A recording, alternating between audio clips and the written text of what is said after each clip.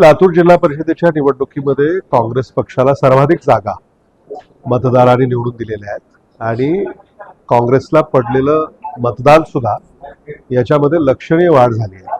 त्यामुळं मतदारांनी हा जो कौल दिला याचं मी स्वागत करतो, त्यांचे मनापासून धन्यवाद देतो.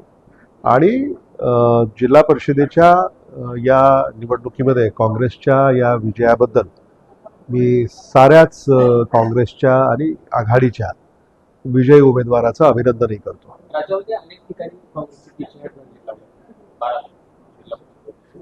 हे खरं आहे, कारण सत्ताधारी ज्या प्रकारे निवडणुका अलीकडे लढवत आहेत तर त्यातून काही वेगळं अपेक्षित असेल असं म्हणजे वाटलं नाही.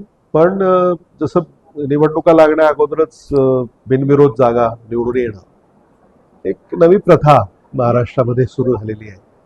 आणि त्या तुलनेमध्ये मला असं वाटतं की आज काँग्रेस पक्षाला लातूर जिल्ह्यामध्ये सर्वाधिक जागा मिळणं हे लक्षवेधी आहे.